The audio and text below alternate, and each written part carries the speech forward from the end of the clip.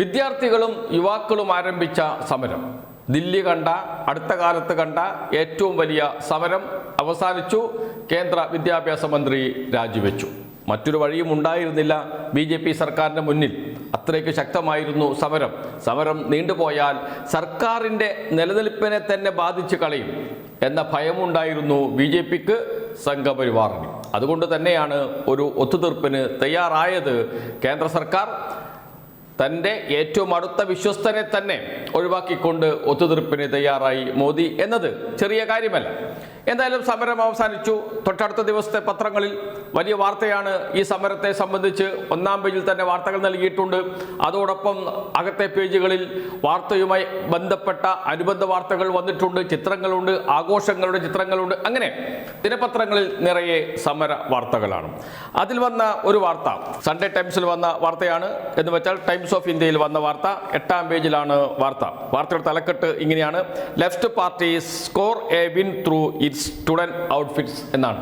ഇടതു പാർട്ടികൾ വിജയിച്ചു അവരുടെ വിദ്യാർത്ഥി സംഘടനകളിലൂടെ എന്ന് പറഞ്ഞ് SFI, ASF, ഐസ തുടങ്ങിയ സംഘടനകളുടെ സമരത്തിലെ പങ്കാളിത്തത്തെക്കുറിച്ചും അവർ സമരത്തെ എങ്ങനെയാണ് ശരിയായ ദിശയിലേക്ക് മുന്നോട്ട് കൊണ്ടുപോയത് എന്നതിനെക്കുറിച്ചുമൊക്കെയുള്ള വിശദമായ വാർത്ത. AISA, SFI, ASF where a vocal presence throughout the protest എന്ന് പറഞ്ഞുകൊണ്ടുള്ള വാർത്ത. ഇത് നമുക്ക് CJPയുടെ വക്താവിൻ്റെ ഒരു പോസ്റ്റുണ്ട്, സോഷ്യൽ മീഡിയ പോസ്റ്റ്. അശുതോഷ് റാങ്കയുടെ പോസ്റ്റാണ്. CJPയുടെ വക്താവാണ് അദ്ദേഹം SFIയെയും ASFനെയും പേരെടുത്ത് പറഞ്ഞ് അഭിനന്ദിക്കുന്ന ഒരു സോഷ്യൽ മീഡിയ പോസ്റ്റ് പ്രേക്ഷകർക്ക് കാണാം. എന്ന് വെച്ചാൽ SFI, ASF, ഐസ, DYFI തുടങ്ങിയ സംഘടനകൾ ആദ്യം മുതൽ തന്നെ ഈ സമരത്തോടൊപ്പം ഉണ്ടായിരുന്നു. സോനം വാങ്ചുക്ക് നിരാകരണ സമരം ആരംഭിച്ച ഘട്ടത്തിൽ SFIയും ഐസയും നിരാകരണ സമരം ആരംഭിച്ചിരുന്നു.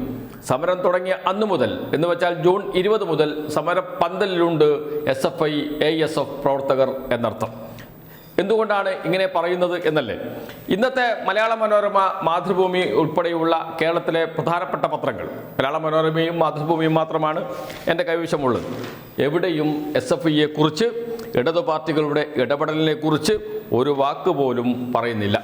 ടെലിവിഷൻ ചാനലുകളിലൊക്കെ നാം കണ്ടു കഴിഞ്ഞ ദിവസം ജോൺ ബ്രിട്ടാസും A. റഹീമും സന്തോഷ് കുമാറും അടക്കമുള്ള കേരളത്തിൽ നിന്നുള്ള ഇടതുപക്ഷ MPമാർ സമരപ്പന്തലിലെത്തുന്നതും സമരക്കാരോടൊപ്പം നിൽക്കുന്നതും. എന്തിനേറെ പറയുന്നു, ധർമ്മേന്ദ്ര പ്രധാൻ രാജിവെച്ച വാർത്ത സമരപ്പന്തലിൽ അറിയുന്ന ഘട്ടത്തിൽ, വിദ്യാർത്ഥികളോട് അക്കാര്യം പ്രഖ്യാപിക്കുന്ന ഘട്ടത്തിൽ ആ വേദിയിലുണ്ട് ജോൺ ബ്രിട്ടാസ് MP. എന്നിട്ട് പോലും ഒരു ഫോട്ടോ, ഒരു വാക്ക് ഈ പത്രങ്ങളിൽ കൊടുത്തില്ല എന്ന് മാത്രമല്ല, സമരം തുടങ്ങി ഒരു മാസം കഴിഞ്ഞ് വിദ്യാർത്ഥികൾ ക്രൂരമായ പോലീസ് അതിക്രമത്തിന് ഇരയായി വന്നതിന് ശേഷം പാർലമെന്റ് സമ്മേളനം ആരംഭിച്ചതിന് ശേഷം പ്രതിഷേധവുമായി വന്ന കോൺഗ്രസ് പ്രതിപക്ഷ നേതാവ് രാഹുൽ ഗാന്ധി അദ്ദേഹത്തിൻ്റെ ഇടപെടൽ മഹത്തരമാണ് എന്ന് പറഞ്ഞുകൊണ്ടുള്ള ഫോട്ടോ അടക്കം മനോരമയിൽ വാർത്തയും വന്നിട്ടുണ്ട്. അവിടെ എവിടെയും SFIയെ കുറിച്ച് പറയുന്നില്ല.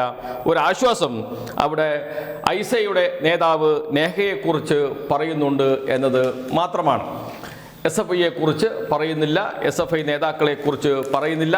നേഹയുടെ ഫോട്ടോ കൊടുത്ത് പറയുകയാണ്. CPIM പാർട്ടിയുടെ വിദ്യാർത്ഥി സംഘടനയായ ഐസ, ഓൾ ഇന്ത്യ സ്റ്റുഡൻസ് അസോസിയേഷൻ ദേശീയ പ്രസിഡന്റ് നേഹയും 5 സഹപ്രവർത്തകരുമാണ് സോനം വാങ്ചുക്കിനൊപ്പം 23 ദിവസം ജന്തർ മന്ദിറിൽ നിരാഹാരമിരുന്നത്.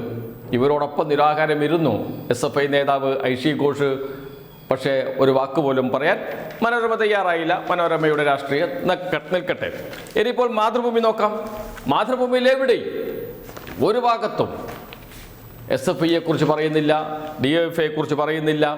അതോടൊപ്പം ചിത്രത്തിൽ, ഫോട്ടോയിൽ SFI, DYFI, ASF, ഐസ എന്ന ഒരു വാക്ക് പോലും വരാതിരിക്കാൻ, എന്ന് വെച്ചാൽ കൊടിയിലൊക്കെ ഉണ്ടാകും, പ്ലക്കാർഡ് ഉണ്ടാകും, അതൊന്നും വരാതിരിക്കാൻ നല്ല ജാഗ്രത പുലർത്തിയിട്ടുണ്ട് മാതൃഭൂമിയും മനോരമയും എന്നോർക്കണം. എന്ന് വെച്ചാൽ എന്തിന് ഇങ്ങനെ മറച്ചു പിടിക്കുന്നു? ഇവിടെ വലിയ ചോദ്യം. NSU ദില്ലിയിൽ ചെറിയ തോതിലെങ്കിലും പ്രതിഷേധ സമരം തുടങ്ങിയത്.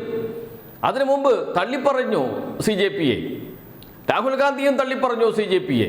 BJPയുടെ B ടീമാണ് എന്നതായിരുന്നു ആരോപണം. എന്തായാലും അവസാനം രാഹുൽ ഗാന്ധിക്ക് ഇറങ്ങേണ്ടി വന്നു സമരത്തിൽ. പക്ഷേ സമരപ്പന്തലിലേക്ക് പോയില്ല. ഒരു കോൺഗ്രസിൻ്റെ എം പിമാരും സമരപ്പന്തലിലേക്ക് പോയില്ല.